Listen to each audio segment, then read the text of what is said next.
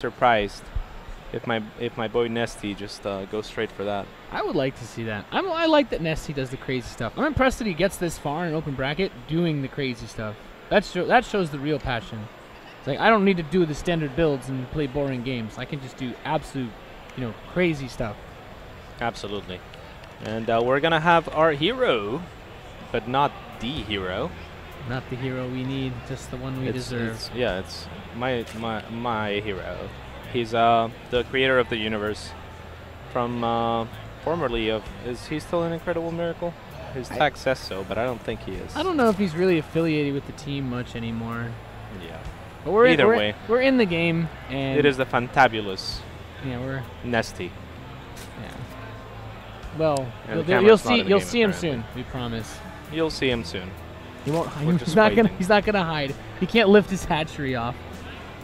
What about the ability in campaign, the deep tunnel? Imagine if you could do that with a Zerg base. Like if there was creep somewhere, you could just move the structure across the map.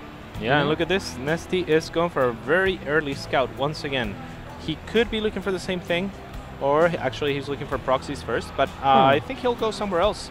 Either the gold or to scout hero and potentially. What is it, Rob? Well, this is an issue. Well, guys, we'll radiocast this until the issue gets fixed. Apparently, we're having some XSplit problems here. But NesTea is scouting with a drone very early on, and he will spot the forge of Liquid Hero. Dat forge. Dat forge.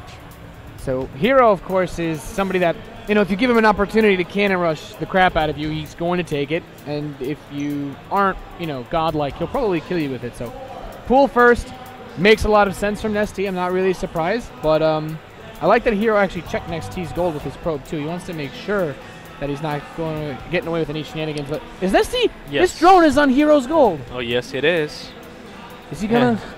You guys can't see it, but there is a drone. There's a drone on the gold. He's yeah. He's taking his opponent's gold. Yeah, I like it. I'm really glad we have you to cast this match because I have no idea what the hell is going on. Scouts it. This feels like cannon rushing yourself, though, right? That's a little bit. I mean, it's not as bad because he can actually now take the gold if he wants to as well. If he puts the cannons in the proper position, say to the right of the hatchery, then he would be able to just take this gold. And I'm so sad that you guys are missing this because you know what? I mean, at this point, I'm gonna take a picture of the screen right now just to make sure, because this needs to be documented that he has taken his opponent's gold. He's going for a third hatchery of the gold, by the way. NesTea, that is. He's taking the other gold. I like it. I like it. It's you guys can see. Look at it. Yep. You guys didn't believe us? Well, it's happening. It's like both players actually. The cannons are mistimed, by the way, Nathanias. That means that the cannons will finish before the hatchery. So he can cancel them and force the sunk cost. He will cancel the hatchery. There's no doubt in my mind about that one. And he cannot cancel those cannons. So there's the cancel on the hatchery. And now there is 400 minerals that were wasted from Liquid HerO unless he decides to take the gold sometime soon. NesTea, of course, expanding everywhere as he should. Has taken the gold. I think he's come out of this ahead once again. But yeah, I mean, he gets his own gold. He doesn't get cannon rushed. And HerO just has 2 cannons and a pylon. Like, he basically forces HerO to play a macro game because if he wants to take the gold, that's, he won't be able to attack for a really long time, right? Exactly. It's all about what advantages you can take. NesTea this entire time has had his overlord over Liquid HerO's natural. And what that's going to mean is he knows the timing of the Cyber Core. Knowing the timing of the Cyber Core, he knows what to expect and when. He might later scout for a Stargate. It's very likely that Liquid HerO will go for a Stargate from this position. And or a Robo, but I think that's less likely seeing as he did it last game already. So NesTea would be a little bit more prepared for that one. Why one of those two? Well, like I mentioned last game, when you're playing from an awkward position like this and all of your tech has been delayed so much, it's really hard to judge whether something like a warp gate attack is going to have any effect on your opponent. And most of the time the answer is no anyway. So I think that Liquid HerO would be wise to go for tech. He did take 2 gases pretty early on, so I think that's what he's going to do. All right. Well, at the very least, I think once again it's going to be that kind of awkward situation where your warp gate isn't super fast either. So I think going for a tech-based play rather than gateway is probably better just because of that, right? Yeah, absolutely. He does start warp gate, and there's no tech inside yet, but he doesn't actually have the gas for a Stargate yet. So I think we might still see that. Instead, it's a Robo. And yeah, we're going to see similar play to last game. I guess HerO's comfortable with how last game went, even though I thought that NesTea was in a pretty good position. Liquid HerO seems to take the road of, all right, I guess I'll just have to catch up somehow else. He sees the 2 zealots moving out.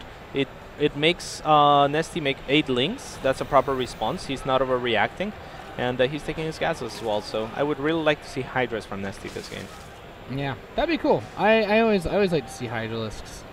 I guess I'm not sure my personal preference has much impact on this game, but Mothership Core is going to come, attack the gold base, gets a drone kill, so that's cool. The Zealots are here as well. This is actually really good pressure from HerO. There's nothing here to defend except that one queen. Yeah, here's the links arriving now. And the whole point of this is attacking the queen with a Zealot a couple of times, and then the Mothership Core should be able to finish things off. But HerO messed up the control a little bit, or preferred to go for drones. Whatever the case may be, the Mothership Core will not pull. 1 hit away. Yeah, that Mothership Core got 5 kills. That's pretty good. Yeah, she good. She's putting in some work. Yep, here's the War Prism again. Game so far. So again, HerO has to look for some way to harass and equalize the economies. That did pretty well with the 2 cells and the Mothership Core, especially because he didn't end up losing the Mothership Core. But this War Prism is where HerO wants to really equalize things.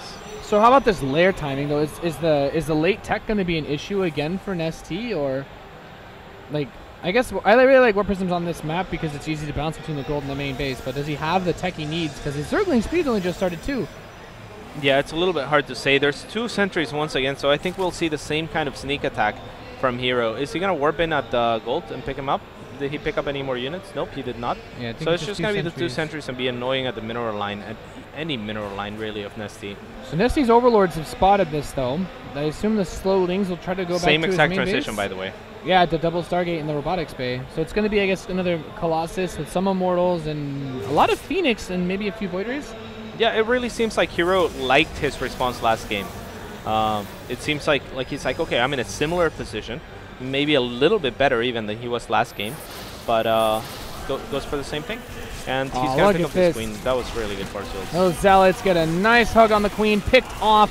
Zerglings are going to run in, but they don't have speed, so getting into a good position on these Zealots is actually difficult. Those sentries are allowed to put in some work too. And he just picks up and flies away. Like, he only really invested just a few Zealots into that attack, and he got the queen and quite a few Zerglings. Yeah, it seems HerO's got quite the grip on NesTea's playstyle. I mean, the 2 Stargates are timed perfectly once again, and NesTea's going for a Spire, which HerO didn't know when he dropped the 2 Stargates. I don't even know if he knows about it now, but he will be 100% ready for Muta if that's what NesTea wants to do. Yeah, and HerO's still running around with this War Prism, still keeping the sentries alive. He's going to go towards the natural mineral line of NesTea, but the Zerglings are there, and he has Zergling speed this time around too, so it's going to be, I think, a little bit easier. But he's already got Hydralisks coming out. Is the Colossus transition happening fast enough? Because he still hasn't even started it. Yeah, there's the 3rd at the gold. He's wise to do that. He's already invested in some cannons there earlier this game. But I'm not sure. I mean, the Colossus transition will be in time. If he wants to Chronobus Colossus out, he can still force field. This map is extremely choky. But I'm not sure about NesTea's idea here. But then again, he hasn't really scouted HerO. It seems that HerO's covered every which way. Yeah, I mean, he's put on I feel like HerO's put on enough pressure that if NesTea wants to attack, he's going to be put in a really awkward spot. And these queens getting grabbed as well. This is actually good for NesTea. HerO revealing the Phoenix this early makes it so that NesTea can go Corruptors instead of Muta. And that's what he's chosen to do. There's 7 Corruptors out on the way. Sure, it sucks losing this many drones to the Phoenix, but at least he will have the Corruptors, and that's going to help out against the Colossus as well. All right. I guess I hadn't thought about it that way. Because, I mean, the Colossi, you want to get something to deal with them anyway, right? You typically speaking Corruptors, but these Phoenix are still doing a good amount of poking. Now the Corruptors kind of shove him away. He's not going to kill any just yet. But I think he could have gotten one more shot on that last one. Either way, NesTea's still just on 3 base, and this is starting to become a problem. Now that HerO's got his own gold, and wow, he's so good with the Phoenix. Like, all the Phoenix are low energy. Every time he has energy to pick something up, he will. Unless the Corruptors are in position to stop that. A lot of cannons. Yeah. That's a lot of photon cannons. And that screams Death Ball. I mean, whether it's the double Stargate that he's going to utilize and maybe take more Stargates to complement that, or the Robo, he's basically saying, okay, if I don't die, I'll just go to a unit composition that I don't think you'll be able to beat with my current economy.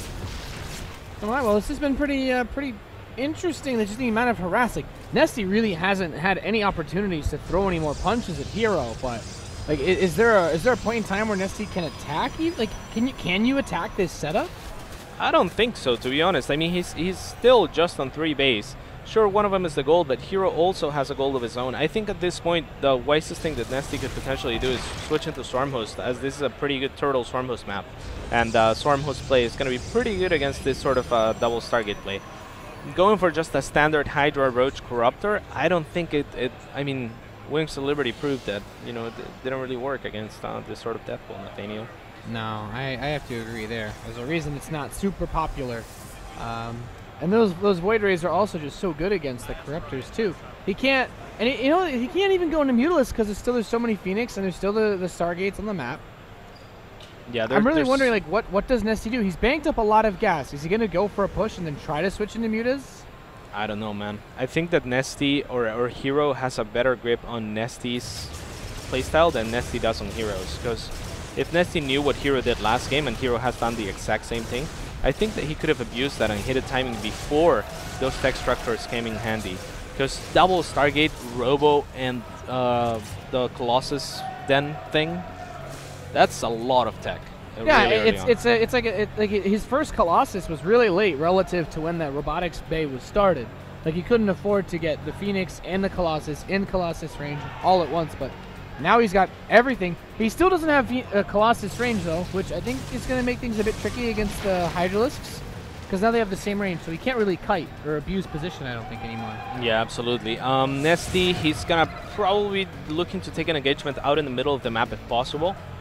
That's where surface area is going to be biggest, and therefore less splash from those Colossus. I think that's his best bet, but with his current army composition, it's going to be incredibly hard to go up against HerO's. I mean, HerO has basically just been making tech units and teching up while adding cannons to make sure that he cannot get attacked into. So instead of quote-unquote wasting supply on Zealots, he's made the cannons, which are going to be more effective than the Zealots, but only defensively, just to make sure that he can build up this sort of army as quickly as possible. Yeah, it's a really interesting way to see him play, and he's still been doing a really good job with these Phoenix, just constantly running in, picking off drones. When you have that many Phoenix, like, one volley will kill the drones, so you don't really need to lose any of your units when you're bringing this harass. But you mentioned it earlier, Swarmhost can be an interesting way to help kind of counter this. By the way, Colossus range just started. But with this invitation, is it going to be Swarmhost, you think? Not quite sure. It's more likely to be a Hive and a potential transition to perhaps Predators after he clears the area that he thinks he will be able to clear with his Corruptors. It's amazing how HerO manages to find the spots where the Corruptors are not in. But just as I say that, a couple of Phoenixes get taken down, and with just 3 Phoenix left, just 2 Phoenix left, that's going to lose a lot of power. It's just one lift, one drone at a time. Yeah, I mean, it's starting to open up the door for the airplay, right? Because he already has enough Corruptors. Like, if he kills all this Phoenix off, then do Mutas even become an option? I guess there's still a lot of Stalkers. Mothership Core gets sniped. That's a pretty nice play by NesTea. No, this is not a position NesTea wants to engage in, though. Yeah, I mean, it's still tricky because there's no Colossus range. HerO started it so late. Yeah, but I guess because he killed the Phoenix, Mutalisk suddenly back on the menu. Yeah, this is quite the choke, though. So NesTea has to be really careful not to get force fielded. There's a few force fields available, but all the series go down, actually. So there's only one now. Still, the blink forward might be enough. It looks like HerO has just too much. That's definitely not a position that NesTea wanted to engage on, but he felt like if he lost this gold, it was all but over, and he was not able to defend that. So I think this is going to be lights out. The Mutas are out, I mean, and he could the try Void Rays wreck those Corruptors. Yeah, they're so good. Even without range, Colossi still pretty damn good versus Hydralisks. Yeah. The gold base is gone. Not all the Hydras are attacking it, so it's so hard to engage this sort of army. So the Mutalisks are here now. This is the last desperate move I think that NesTea can make, but yeah, absolutely. Even these Void Rays are kind of holding strong against this force. Most of the Mutas are dead. HerO's way up on supply. Cats, I don't think there's anything NesTea can do. GG. Yep. And with just absolutely solid play, HerO will be able to take the series 2-0 against NesTea, who has shown some frustration against Protoss. Even in the chat, he was saying, "Oh, Protoss again." Yeah. So that's a little bit unfortunate for him. You know, he had a good run. The other thing is, of course, is since this is an open bracket match and we're in the losers bracket, I think that means NesTea's eliminated. He's out. HerO just eliminated NesTea from the tournament, so if you're a NesTea fan, I guess I'm sorry, but it's a hard life out there. Yep. So that's going to be it for that match. We'll try to find you another match pretty soon. But goodbye to the creator of the universe, and congratulations to Liquid HerO for just really solid play. All right, guys. We'll see you after the break. We'll find out what the next match will be. If it's, pool play, if we can stay on the open bracket. Who knows?